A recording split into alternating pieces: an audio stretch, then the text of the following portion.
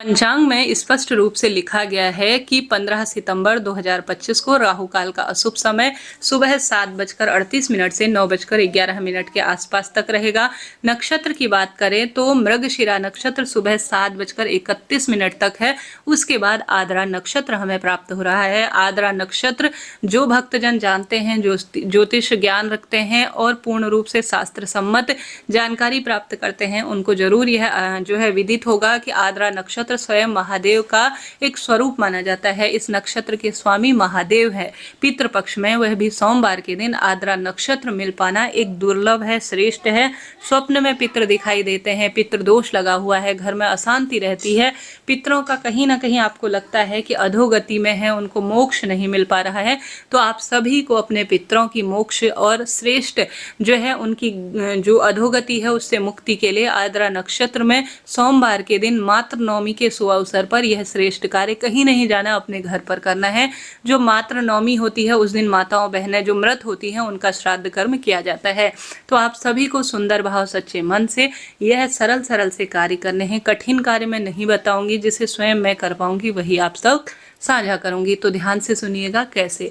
आप सबसे पहले सरल काम, हम सभी शिव भक्त हैं, अपना आराध्य महादेव को मानते हैं, तो जल्दी उठें और जो घर का आपका शिवलिंग है उस पर आप काले तिल, जो कि पितरों से संबंध है, संभव हो तो उन्हें पीस लीजिए। नहीं पीस सकते हैं तो आप सभी सामान्य सरल तरीके से काले तिल में चंदन को अच्छी तरह, चंदन का संबंध भी पितरों से होता है, संभव हो तो काले तिल भिगाकर पीस लीजिए किसी चीज में।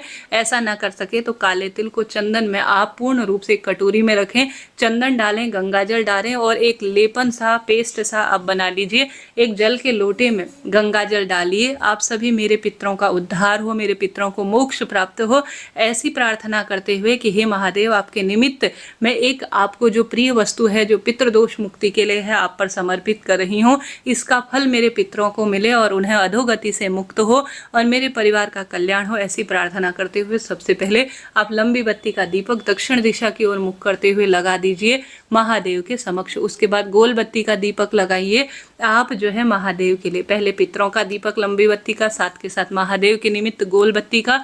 उसके बाद आप जो काला तिल लेकर गए हैं पीस कर, जिसमें आपने चंदन मिलाया है, आप सभी चाहे तो पितरों के देवता आर्यमा का नाम ले सकते हैं, चाहे तो सोमक पितृ की जय कह सकते हैं, या पितरेश्वर महादेव की जय कह सकते हैं, इच्छा आपकी है। या ओम सर्व पितृदेवाय नमो नमः, ऐसी प्रार्थना करते हुए आपको पिसी हुई काली तिल, जिसमें आपने चंदन मिलाया है, शिवलिंग पर अच्छी तरह से लेपन करना है। काले तिल, चंदन और जो गंगाजल होता है, इनका संबंध पितरों से होता है। जो भी पितृपक्ष के सोमवार पर काले तिल और चंदन से शिवलिंग का लेपन करता है, पितृ भी प्रसन्न होते हैं और जो है महादेव तो प्रसन्न होते ही हैं। तो शिवलिंग पर इसको आप लेपन कर कर गंगाजल मिश्रित शुद्ध जो आपने जल चढ़ाया है ऊपर से आप समर्पित कर दीजिए। भारी पितृदोष आपको चल रहा है, जिस कारण से आप परेशान हैं, वह सब मिटेगा और आपका कष्ट निवारण मुक्त होकर आप सुख संपत्ति को निश्चित रूप से प्राप्त कर लेंगे। करके देखिएगा, प्रैक्टिकल करने में कोई नहीं जाता, घर के ही मंदिर में आप करें, बहुत सुंदर आपको शुभ अवसर प्राप्त होगा, हारी बीमारी भी दूर होगी। तो यह पहला कार्य आपको करना है। बढ़ते हैं दूसरे कार्य की तरफ। दूसरा काम बहुत सरल है, बहुत श्रेष्ठ है और अति उत्तम परिणाम देने वाला है। दूसरा कार्य जो आपको करना है वह दीप दान करना है। अपनी जो आपके घर में पूर्वज हैं, जो देवी स्वरूपा थी, उनके नाम से आप अपने घर के मटके के पास, रसोई में आरो के पास, या अपने घर के दरवाजे पर, या पीपल वृक्ष की जड़ में लंबी बत्ती का दीपक, अपनी जो पितृ हैं उनका ध्यान करते हुए काला तिल डालकर जरूर दीप दान करें। अगर आप पहला वाला काले तिल पीस कर लेपन नहीं कर सकते हैं तो साधारण सरल तरीके से शिवलिंग पर गंगा जल तो जरूर ही चढ़ाइएगा। पितृपक्ष के 16 दिनों में जिसने गंगा जल शिवलिंग पर चढ़ा दिया, समझ लीजिए उसने सब कुछ प्राप्त कर लिया।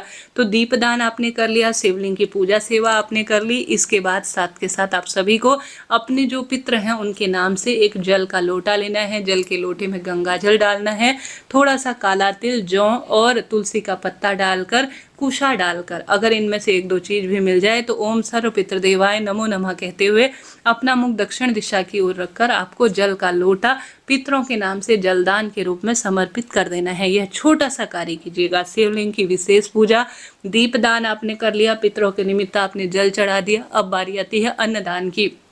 देखिए, अन्नदान बिना कोई भी कार्य अधूरा है। इस दिन आपको अपने पितरों के नाम से, खास तौर पर जो महिला पितर हैं, उनके नाम से आप सभी को अग्यारी देनी है।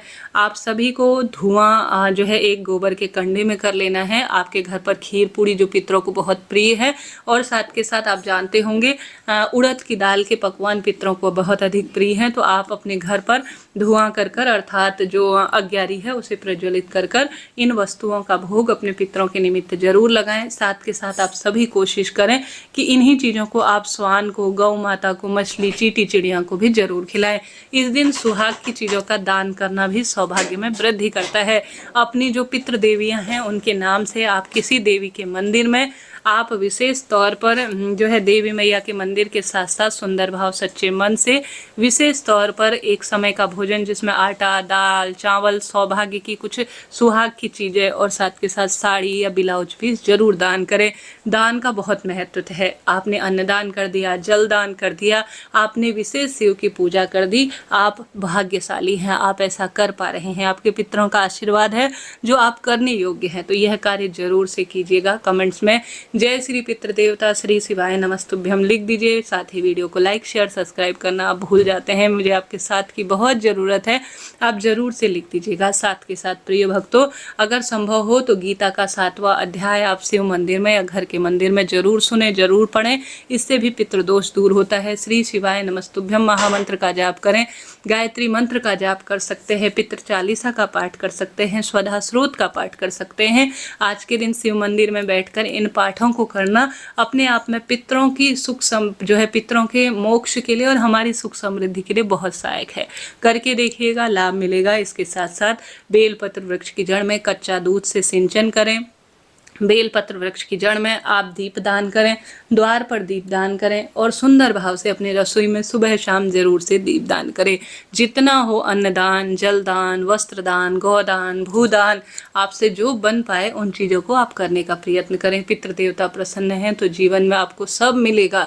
सौभाग्य मिलेगा, पुत्र का वरदान मिलेगा, धन संपदा मिलेगी और सब स्वरूप में आपको सुख मिलेगा। तो सरल छोटे छोटे कार्य मैंने आपको बताए, आप कौन सा करेंगे कमेंट्स में जरूर बताएं। कोई प्रश्न हो जहां पर आप अटक रहे हो तो भी आप पूछ सकते हैं। आपका अपना चैनल है। हर हर महादेव, जय शिव शंभू कमेंट्स में आप भी लिखें और पितृ देवताओं की जय जरूर से लिखें। तो खूब दीप दान करें, पीपल, आंवला, बड़ वृक्षों को सींचे और सुंदर भाव से अन्न का दान करें। शिवलिंग की अच्छी पूजा करें। शिवलिंग पर पंचामृत चढ़ा सकते हैं। गंगा जल, जौ, काला तिल, इनका संबंध सभी से पितरों का होता है। कुशा, गुरुजी कहते हैं कुशा को अगर आप जल के लोटे में भिगा कर रखते हैं, उसे शिवलिंग पर जल के रूप में समर्पित कर कर बीमार व्यक्ति को आचमन कराने के लिए देते हैं तो उसकी हारी बीमारी भी दूर हो जाती है। तो यह सरल सा छोटा सा कार्य भी आप कर सकते हैं, निश्चित रूप से आपको लाभ मिलेगा। तो इस तरह से मैंने आपको जानकारी दी। वीडियो उचित उपयोगी रहते हैं तो आप सभी कमेंट्स में हर हर शंभू, नमामि शंभू लिखना ना भूले। राधे राधे।